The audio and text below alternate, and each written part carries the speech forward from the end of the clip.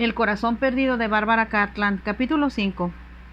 Al ver cómo el gobernador general se llevaba a Yvette al lado opuesto del largo salón de recepciones de una forma bastante significativa, Kelda comprendió que eso era lo que estaban esperando. Lord Orsett continuó hablando con ella como si nada hubiera sucedido, y Kelda se propuso concentrarse en él y contestar con inteligencia a sus preguntas. Había estado mucho más temerosa si no se hubiera dado cuenta de que de una forma muy arriesgada y astuta, Remy le había hecho llegar otra nota a Yvette. Cuando el gobernador general entró en el salón, Lord Orsett lo recibió en la puerta del frente y lo condujo al salón de recepciones. Él había entrado con un espléndido ramo de orquídeas en la mano, que en cualquier otra circunstancia habría deleitado a quien lo recibía. Yvette estaba nerviosa, llena de temores respecto a lo que la velada podía atraer, y ansiosa de recibir una nueva comunicación de Remy. Mientras el gobernador general avanzaba hacia ellas, con Lord Orsett a su lado, Kelda recordó que Remy había dicho a Yvette que alguien le daría unas flores y que debía tratarlas con gran cuidado. No creía posible que él fuera tan atrevido como para esconder una nota en el ramo que el gobernador iba a dar a la muchacha que pensaba convertir en su esposa. Hubiera querido decir algo a su amiga y advertirle que tuviera cuidado. Entonces, mientras el gobernador general saludaba a Yvette y le ofrecía el ramo de flores, Kelda se había puesto muy alerta. «También traigo un regalo para usted, señorita Lawrence», dijo el gobernador, y le entregó una cajita adornada con cintas que sin duda contenía chocolates. «Fue muy bondadoso de su parte pensar en mí, su excelencia». Hubo una ligera pausa, durante la cual el gobernador general miró con fijeza a Yvette, quien se apresuró a decir: «Las flores son preciosas, le estoy muy agradecida». «Las pondré en agua», habría respondido Kelda. «Son tan hermosas que debemos tratar de que duren el mayor tiempo posible». Tomó el ramo de las manos de Yvette al decirlo. «Un sirviente puede hacer eso», observó Lord Orsett. Kelda le sonrió. «Confieso que olvidé mi pañuelo», dijo, «así que daré instrucciones a alguna doncella para que las ponga en agua cuando suba a mi dormitorio. Sé que Yvette va a querer que las coloquen en su habitación». Antes que Lord Orsett pudiera protestar, había salido a toda prisa del salón de recepciones y corrió a través del vestíbulo en dirección de la escalera. Tan pronto como se encontró en su dormitorio, cerró la puerta y se puso a revisar el ramo. Notó que había una cinta muy ancha que mantenía juntas las orquídeas que formaban el ramo. Le tomó solo unos segundos deshacerlo y descubrió, como esperaba, un pedazo de papel bajo la cinta, enrollado también sobre los tallos. Se apresuró a esconderlo en una gaveta. Tomó un pañuelo y llamó a una doncella para ordenarle que pusiera las flores en agua. Luego bajó corriendo la escalera, sabiendo que cualquier cosa que sucediera esta noche tendría poca importancia. Todo lo que importaba eran las instrucciones que, estaba segura, contenía la nota, que el mismo gobernador general había entregado sin sospecharlo. Era divertido que aquel hombre hubiera sido el mensajero involuntario del amor. Kelda deseó decir a Yvette lo que había descubierto, pero comprendió que era demasiado peligroso. Cuando salieron del comedor, seguidas a cierta distancia por los caballeros, pudo decirle a Yvette con voz baja: «Las flores que su excelencia te trajo eran justo lo que necesitabas». Vio que los ojos de Yvette se iluminaban, mientras afloraba a ellos una muda interrogación. Kelda le sonrió moviendo la cabeza afirmativamente. Vio el resplandor que cubría el rostro de Yvette, como si saliera el sol por el horizonte. Kelda había comprendido que el hecho de saber que la nota de Remy esperaba arriba le facilitaría a Yvette interpretar su papel cuando, como sospechaba, el gobernador general le declarara sus intenciones y ella tuviera que darle alguna respuesta. «Usted me preguntó sobre las obras talladas que tengo», estaba diciendo Lord Orsett, «y hay dos en esta habitación que considero las mejores en su tipo que he encontrado». Mientras hablaba, se acercó hacia un gabinete en el que estaban exhibidas las tallas y señaló la cabeza de terracota de un hombre. «Esta es del siglo XIII y viene de Nigeria», dijo. «Es preciosa», exclamó Kelda. «¿De verdad lo cree así?», preguntó él. «¿O lo dice solo porque lo considera como correcto?». «Estoy diciendo la verdad», contestó Kelda. «Y creo que la talla en marfil es magnífica también». «Esa es una máscara pectoral», le explicó Lord Orsett. Kelda miró ambas piezas por algunos momentos y entonces dijo: me gustaría mucho saber a quiénes representan, pero supongo que como son tan antiguas, eso es imposible. Me imagino que se trata de uno de sus jefes o sus dirigentes guerreros, contestó Lord Orsett. Y como la poesía, las tallas son una forma de alabarlo a él. Kelda lo miró como si pidiera una explicación y él dijo: pensé que sabía que los elogios que se prodigan a algo o a alguien constituyen la forma de poesía más extendida en África. Se aplica no solo a los dioses, sino a los hombres, animales y plantas. Emocionante, exclamó Kelda, con absoluta sinceridad. Supongo que se da cuenta, continuó Lord Orsett, que la poesía en África existe exclusivamente en forma cantada, o sea, como canción. No lo sabía, contestó Kelda, pero creo que puedo entender que los africanos encuentren más fácil expresarse con música que en cualquier otra forma. Miró de nuevo la cabeza de terracota, con sus bien delineadas facciones, su boca de gruesos labios y unos ojos que debían haber sido inteligentes en vida. Debido a que estaba fascinada con lo que veía, dijo casi como si estuviera hablando con su propio padre: recíteme un poema. Dígame qué clase de alabanza se habría escrito sobre un hombre como este. Lord Orsett la miró un poco sorprendido, pero contestó con amabilidad: hace poco traduje uno que fue escrito para el gran jefe zulú, Shaka, pero no voy a aburrirla, así que le recitaré solo unas cuantas líneas. Se detuvo y recitó con voz profunda: él es Shaka, el inalterable, impresionante aún sentado, hijo de Mensi. Es el ave que desciende sobre las otras aves, el hacha de guerra que es superior a todas las demás. Es fascinante, exclamó Kelda. ¿Dice usted que es muy largo?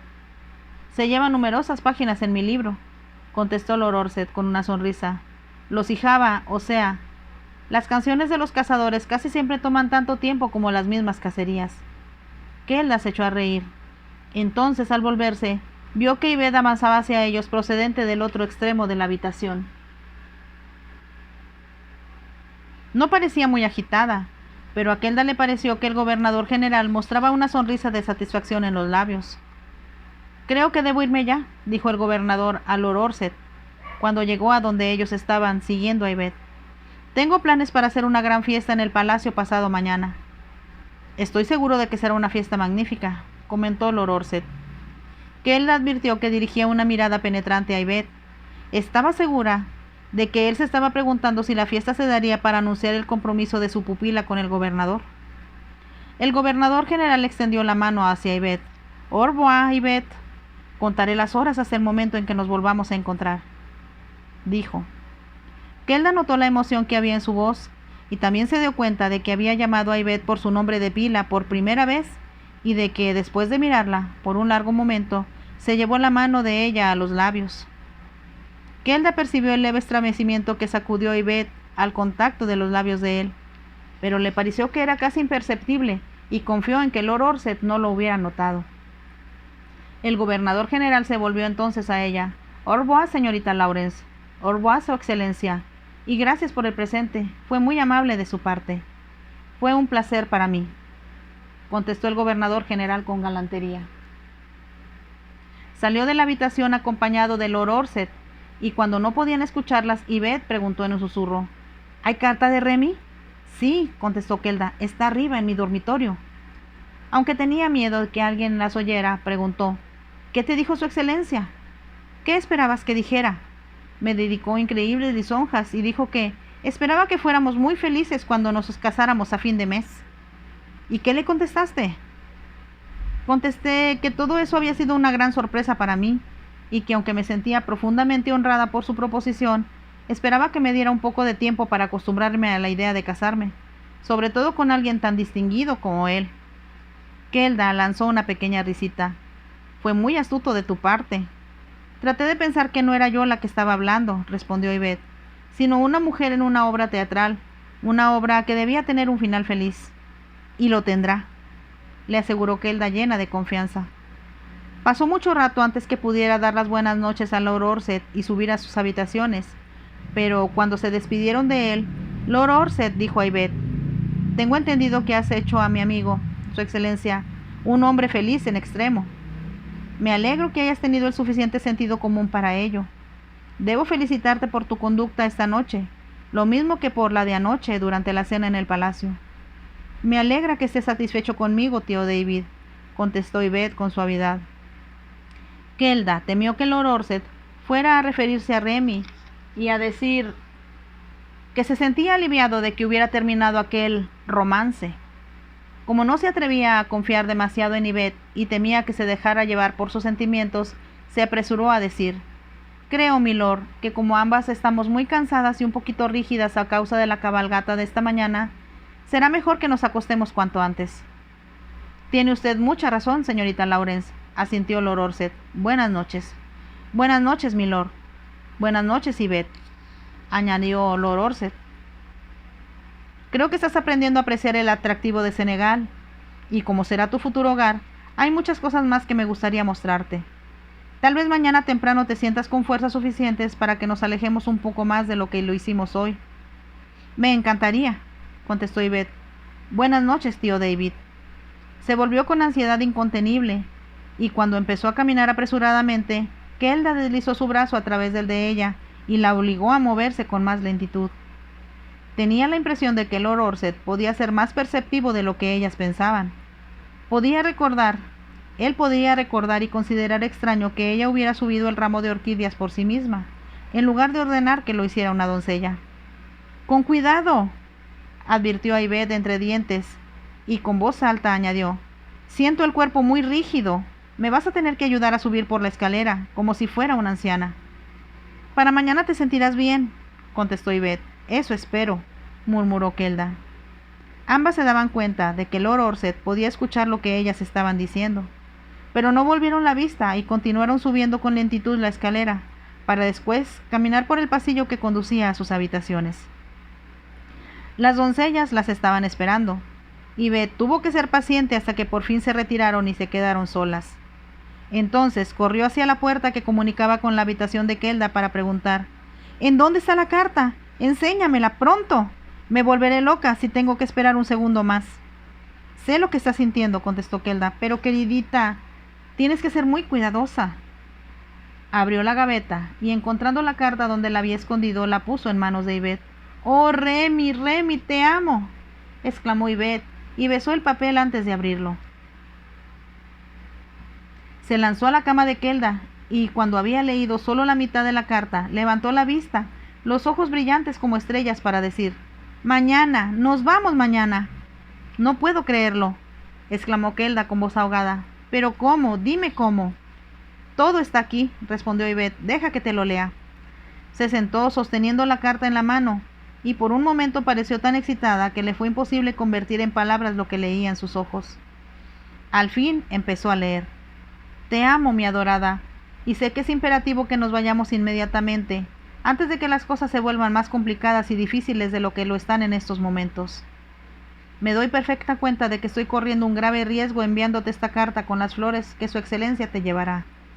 El único sirviente en todo el palacio en el que puedo confiar tiene la tarea de arreglar las flores para ti, y me ha dicho que sería muy peligroso tratar de sobornar a cualquier miembro de la casa de su señoría. No hay nada que yo pueda hacer, por lo tanto, excepto pedir a Dios que esta carta llegue a tus manos. Lo que he arreglado, y todo depende de ti, es que nos vayamos de Dakar mañana en la mañana en un barco inglés que va directo a Ciudad del Cabo. Estaremos a salvo una vez que subamos a bordo, porque los franceses no tienen jurisdicción sobre un barco inglés. Podemos casarnos en alta mar. El capitán puede hacerlo, y entonces serás mi esposa. Y como pasará mucho tiempo para que volvamos a Francia, ni Lord Orsett ni nadie podrá hacer nada contra los hechos consumados. Yvette lanzó un pequeño suspiro de felicidad. Ello quiere decir que no podrán tratar de anular el matrimonio o invalidarlo, porque no contaba con la autorización de mi tutor, y para entonces es muy probable que yo vaya a tener un bebé. Kelda se sorprendió de la forma con que su amiga razonaba las cosas, pero esperó a que leyera el resto de la carta, preguntándose cómo pensaba Remy sacar a Yvette de la casa.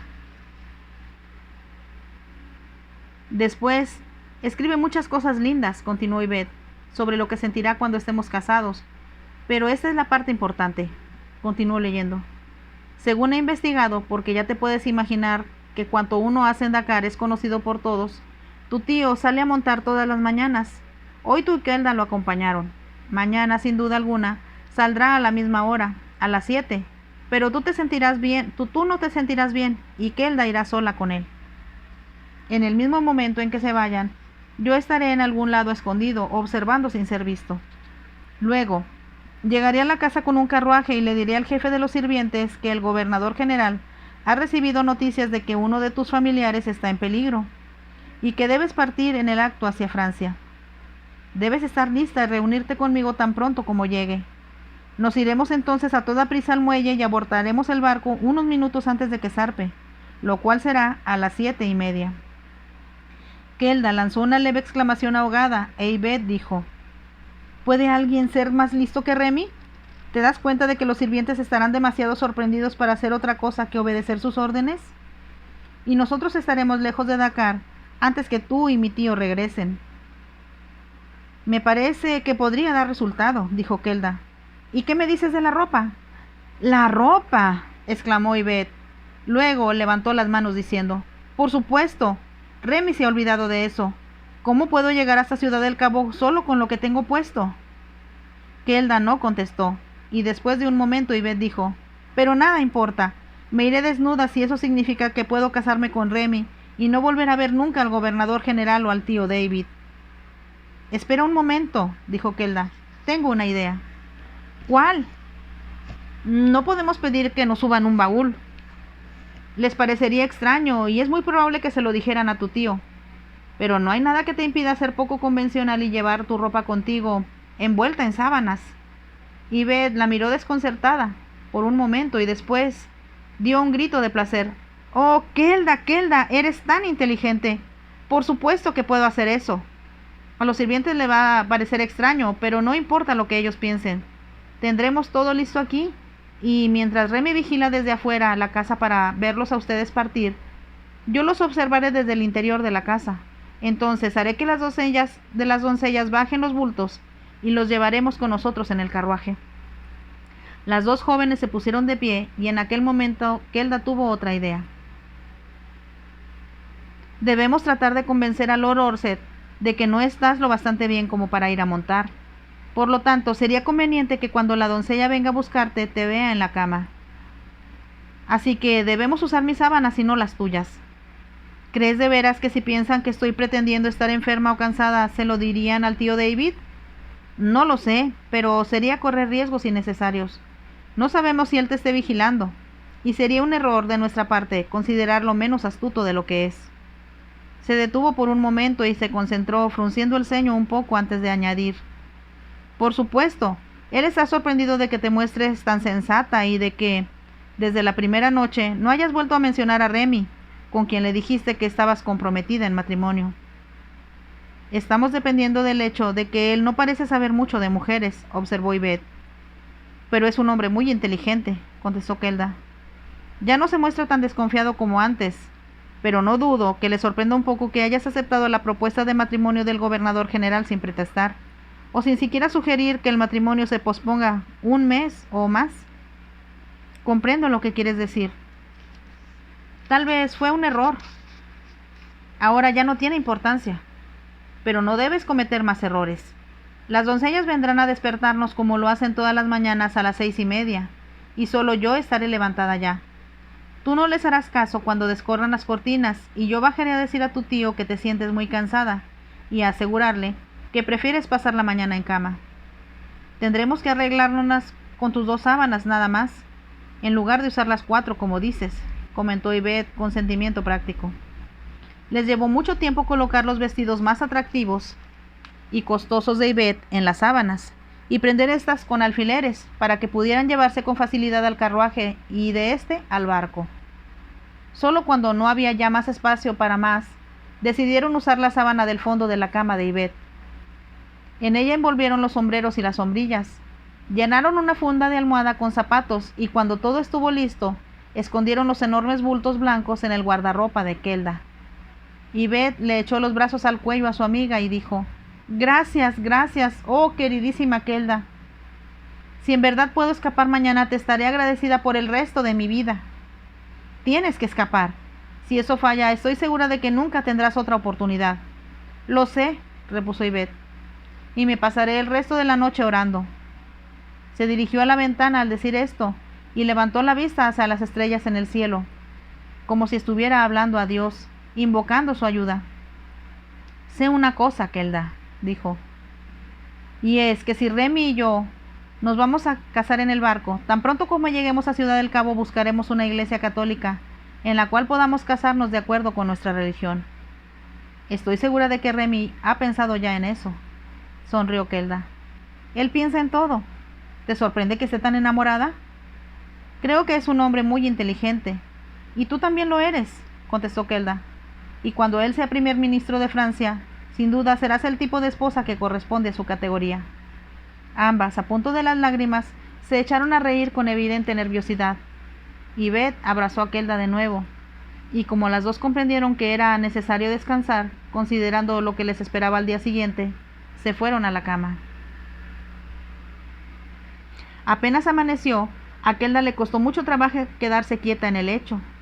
Sabía que todo dependía de que salieran bien los planes de Remy y de que no aparecieran dificultades de última hora. Tenía la desesperante impresión de que Lord Orsett inesperadamente podía decidir no salir a cabalgar esa mañana, o de que, debido a que Yvette no podía acompañarlos, se demorara un poco antes de salir de la casa. Cualquier dilación podía significar que partiera el barco inglés antes que Remy e Yvette pudieran llegar al muelle. Podían suceder centenares de cosas, y Kelda no pudo quedarse más tiempo acostada. Se levantó y se vistió con el atractivo traje de montar que Yvette le había prestado, y colocó el sombrero, el fuete y los guantes sobre la cama, listos para el momento de salir. A las 6 en punto entró en la habitación de Yvette y encontró a la joven ya a medio vestir. Si me meto bajo las mantas cuando venga la doncella, explicó Yvette, ella no se dará cuenta de que ya estoy casi vestida. Mi doncella siempre llama primero a la puerta, observó Kelda. Así que puedo evitar que la tuya descorra las cortinas y decirle que quiere seguir durmiendo. ¿Y si se lo dicen a mi tío David y entonces decide no ir a montar? Sí, por supuesto, tienes razón. Será mejor que actuemos con naturalidad. Tú solo muéstrate somnolienta y deja que ella prepare tu ropa como de costumbre. Apenas terminó de hablar, lanzó un grito de horror. Me había olvidado de que tu guardarropa está vacío. Oh, Yvette, tenemos que pensar en todo. Si cometemos un error ahora, estamos perdidas. Ya he pensado en eso, dijo Yvette. Como puedes ver, mi traje de montar está sobre la silla. He puesto lo que voy a llevarme en el guardarropa y he cerrado este con llave, para que la doncella no pueda abrirlo. Eres más inteligente que yo, dijo Kelda con humildad. Mi única excusa es que yo nunca he tenido mucha ropa de la cual preocuparme, hasta ahora. Te alegrará saber que te estoy dejando todavía más, señaló Yvette, y después de todo lo que has hecho por mí, cuando te reúnas en París conmigo, te regalaré los más maravillosos vestidos que haya poseído joven alguna. ¿Cuándo crees que estarás en París?, preguntó Kelda, y al escuchar el grave tono de su voz, Yvette comprendió su preocupación. Sé muy bien, mi querida Kelda, que estás pensando que el tío David se pondrá furioso contigo por haberme ayudado, y podrá enviarte de regreso a Londres en el acto. Toma, aquí está todo el dinero que tengo conmigo, y que será suficiente para que puedas llegar a París. Se detuvo antes de agregar.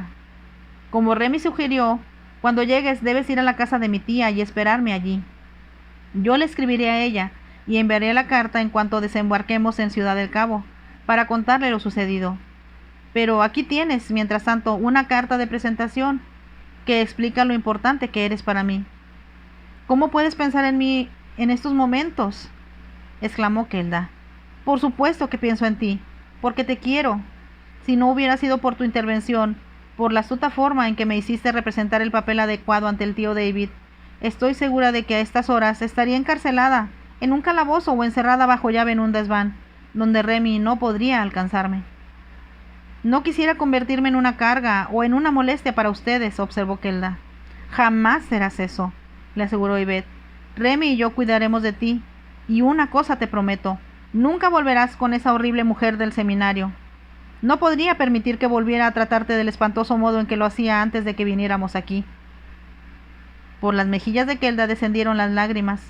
Besó a Yvette en expresión de gratitud y entonces, como si comprendiera que lo único que importaba en esos momentos era que su amiga estuviera lista cuando Remy llegara por ella, ambas tomaron lo que Kelda llamó sus puestos de batalla. Todo marchó de acuerdo con los planes. La doncella entró en la habitación para descorrer las cortinas e Yvette dijo con voz somnolienta: «No me levantaré por el momento, la llamaré cuando desee hacerlo». La doncella salió de la habitación. Después de poner junto a la cama una bandeja que contenía café y un brioche caliente. A Kelda le sirvieron lo mismo y llevó su taza de café al cuarto de Yvette. «Será mejor que comas algo y tomes tu café. De otra manera vas a sentirte muy débil». Yvette sonrió. «Si sé que voy a ver a Remy, no puedo sentirme débil. En realidad, siento como si yo hubiera bebido una botella completa de champaña y estuviera flotando hasta el cielo». «Debes sentirte así, pero solo cuando el barco haya partido y se esté alejando del puerto». Terminó de arreglarse, dio un beso de despedida a Yvette y un momento después, cuando faltaban 10 minutos exactos para las 7, salió de su dormitorio y habló con las doncellas que esperaban en el corredor. «La señorita Yvette está muy fatigada esta mañana», dijo, «y ha decidido no ir a montar. Pero por favor, escuchen bien, porque cuando ella las llame, va a necesitar su ayuda». Habló con lentitud para que ellas pudieran comprender con exactitud lo que decía. Y después bajó la escalera. Kelda había ayudado a Yvette a llevar los grandes bultos de ropa a su habitación y los tenían listos junto a la puerta. Yvette estaba ya vestida con su traje de viaje, esperando el momento en que Lord Orsett y Kelda se alejaran a caballo de la casa. Estos, como Kelda sabía muy bien, eran los minutos cruciales en los que debía explicar a Lord Orsett que su sobrina no iría con ellos, pero que a ella, por su parte, le gustaría montar. Sabía que él, como ellas mismas, solo había tomado café. Al menos así lo había hecho el día anterior, y los tres habían desayunado juntos en la terraza al volver de la cabalgata. No imaginaba dónde podía estar él, pero cuando llegó al vestíbulo vio, con una gran sensación de alivio, que ya traían los caballos. Los veía acercarse a través de la puerta abierta del frente, procedentes de las caballerizas. Oyó pisadas que venían del corredor que conducía al estudio privado de Lord Orsett, y un momento después lo vio aparecer. Si no se encontrara tan agitada, si su corazón no le hubiera estado latiendo con tanta desesperación dentro del pecho, habría pensado, como se le ocurrió el día anterior, que se le veía muy elegante en su ropa de montar. En todo lo que podía pensar, sin embargo, era en el papel que debía desempeñar y el hecho de que un solo error de su parte podría arruinar la vida de Yvette. «Buenos días, señorita Lawrence», dijo Lord Orsett. La voz de Lord Orsett revelaba que estaba de muy buen humor, tal vez porque Yvette se había mostrado tan encantadora con el gobernador general la noche anterior y no se había opuesto a sus planes. «Buenos días, milord», respondió Kelda. «Siento mucho decirle que Yvette espera que la perdone por no poder ir a montar esta mañana». «¿Está enferma?» «No, pero sí muy cansada, y como usted había anticipado ya, tiene los músculos un poco rígidos. Se reunirá con nosotros a la hora del desayuno, cuando volvamos, a menos, desde luego, que usted prefiera que yo no lo acompañe». Tuvo la impresión al decir esto de que, solo porque ella había sugerido que se fuera a cabalgar solo, él decidiría lo contrario. «No veo ninguna razón para que usted se prive de su ejercicio», dijo Lord Orsett casi de inmediato. Kelda esperaba que el alivio que experimentó no asomara indiscretamente a su rostro. «Me gustaría mucho ir», contestó, «porque usted nos prometió ayer llevarnos hoy a una ruta diferente, y espero que eso signifique que podré ver más animales salvajes». «Es probable que vea algunos», contestó Lord Orsett, «pero intentaba esta mañana mostrar a ambas un pueblo nativo donde se tiñen las telas que han admirado tanto». «Me encantaría conocerlo», exclamó Kelda. «Oh, por favor, vayamos allá». Lord Orsett sonrió, divertido, al parecer por el entusiasmo que ella demostraba. No eran aún las 7 cuando descendieron la escalinata y subieron a los caballos que esperaban afuera. Kelda estaba segura de que en algún lugar, oculto entre los frondosos arbustos, Remy los observaba.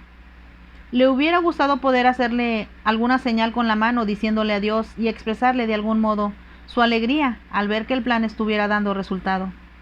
pero se limitó a cabalgar tan aprisa como consideró prudente, y poco después habían perdido de vista la casa. Era una mañana gloriosa y el viento, procedente del mar, le acariciaba las mejillas mientras avanzaban por el suelo arenoso. Trató de no pensar en lo que debía estar sucediendo en esos momentos. Redujo un poco el paso de su montura para poder conversar con Lord Orsett sobre el tema que a él le interesaba más, y que era, desde luego, aparte del libro que estaba escribiendo, África. Ello no le resultó difícil y empezó diciendo: estaba pensando anoche en la magia que todos asocian al África. ¿Ha encontrado usted muchos casos en sus investigaciones? Desde luego. En los pueblos primitivos las supersticiones y lo que ellos llaman magia juegan un papel muy importante en la vida diaria, contestó Lord Orsett. Pero cuando ya me había ido a la cama, recordé un encantamiento que pensé que a usted le interesaría. Recítemelo, por favor, suplicó Kelda.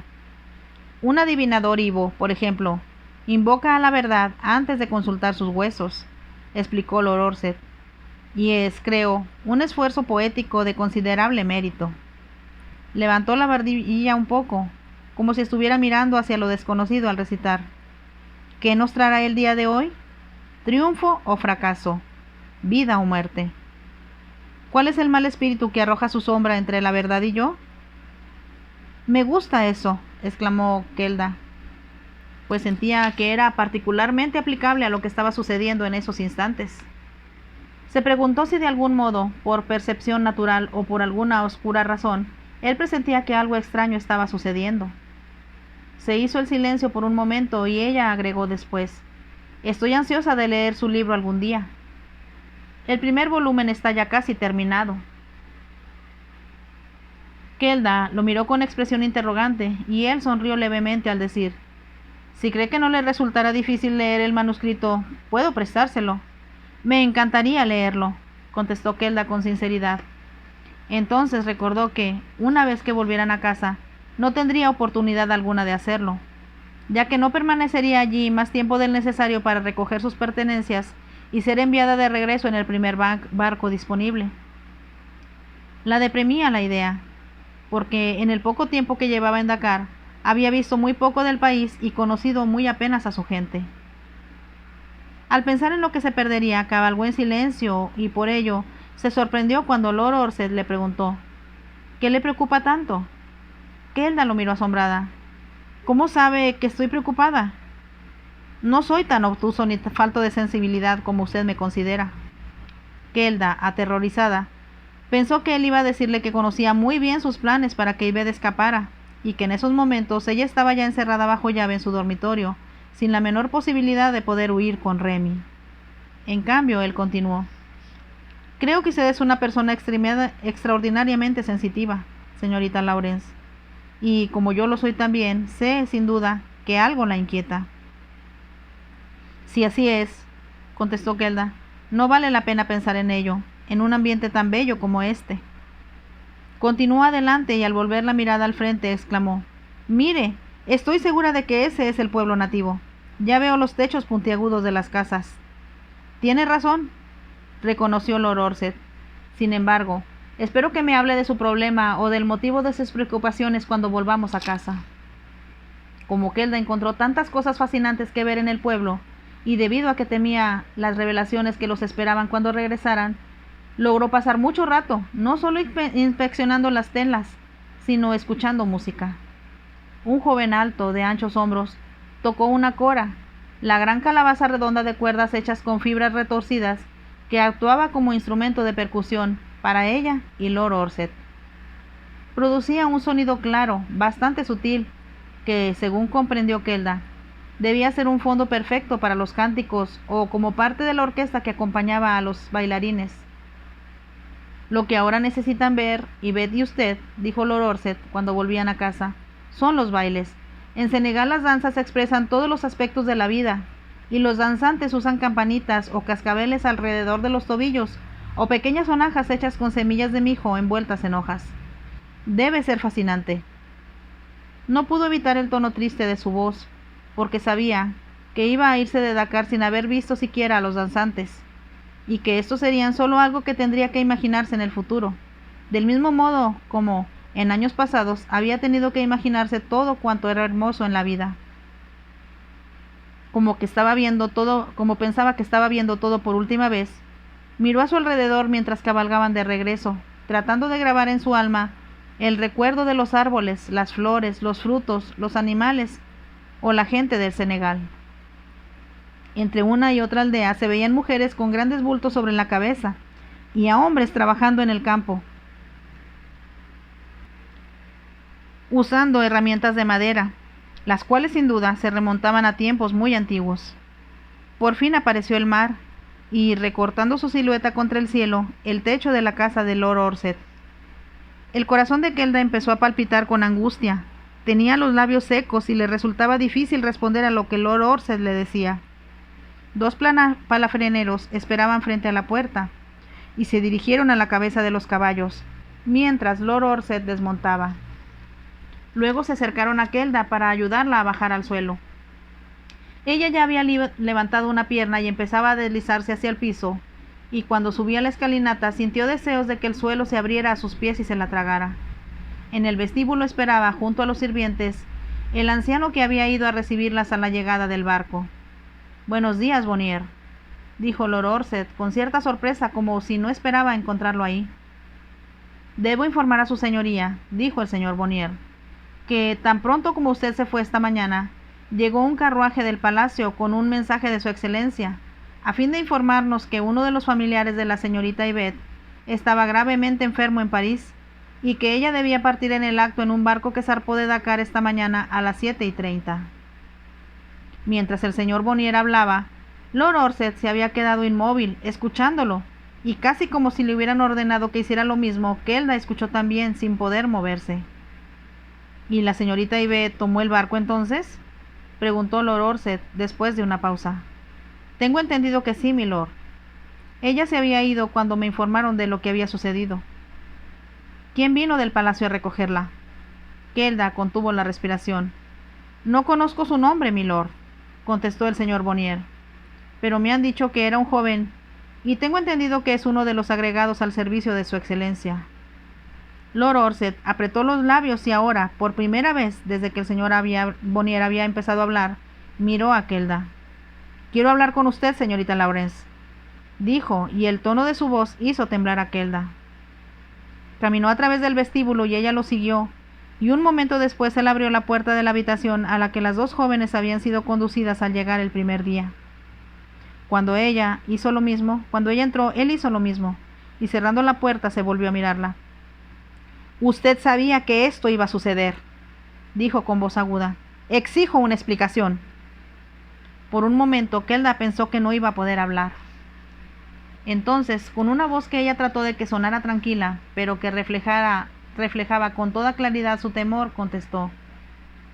«No pudo ser tan tonto como para creer que amando a Remy Méndez como lo ama, Yvette y él a ella, se iban a someter con mansedumbre a los planes que usted tenía de casarla con otro hombre. ¿Quién planeó esto y cómo?», preguntó Lord Orsett, furioso. «¿Qué importa?», preguntó Kelda. «Van a casarse sin su consentimiento, pero no creo que haya nada que usted pueda hacer al respecto». «Puedo hacer que detengan el barco en San Luis», exclamó Lord Orsett airado. «O de cualquier otro modo, cuando lleguen a Marsella, me aseguraré de que este hombre sea arrestado por secuestrar a una menor». Habló con tanta furia que su voz pareció retumbar de pared a pared. «¿Y en qué ayudará eso a Yvette? Si para entonces quizás esté esperando un niño», preguntó Kelda. Vio la expresión de Lord Orsett y comprendió que aquello no se le había ocurrido a él. Con una exclamación ahogada, que bien podía haber sido un juramento, se volvió con violencia y se acercó hacia una de las ventanas. Se quedó de pie un momento, mirando hacia el mar, y como ella comprendió lo que debía estar sintiendo ahora, viendo que todos sus planes se habían venido abajo, dijo con voz titubeante. «Siento mucho que esté enfadado, pero el amor, el verdadero amor, no puede ser suprimido ni olvidado de la noche a la mañana como usted parece creer». Lord Orsett no se movió, ni habló, y después de un momento Kelda continuó diciendo: «Yvette será feliz, y porque ella es una persona tan dulce y atractiva, sin duda usted deseará su felicidad». Lord Orsett no contestó. y luego con voz áspera de ira le dijo: «Suba a su habitación y cámbiese de ropa. Espero que esté lista para acompañarme dentro de 20 minutos». Kelda hubiera querido preguntarle por qué y a dónde iban, pero estaba demasiado asustada. Abrió la puerta y cruzó a toda prisa el vestíbulo, y cuando llegó a lo alto de la escalera, oyó a Lord Orsett llamar al señor Bonnier. «Tal vez está haciendo arreglos para mandarme a casa», pensó, y sintió que su alma se hundía en un profundo pozo de depresión. «Si tengo que irme, me iré sola de nuevo», se dijo, «y aunque Remy e Yvette han sido tan bondadosos conmigo, no pertenezco a ningún sitio. No existe ningún lugar a donde pueda sentirme feliz, tan feliz como lo he sido aquí». Desde lo alto de la escalera, al volver la mirada, vio que el señor Bonnier acudía a toda prisa a la llamada del señor Orsett. «¿Qué va a hacer de mí?», se preguntó. Comprendió con desesperación que una vez más, como cuando sus padres murieron, su mundo llegaba a su fin, y no había nada ante ella más que inseguridad y miedo. Fin del capítulo 5. Como vemos, se va poniendo más interesante con cada capítulo. Si te gustó, por favor, déjame un like y nos vemos en el siguiente capítulo. Bye.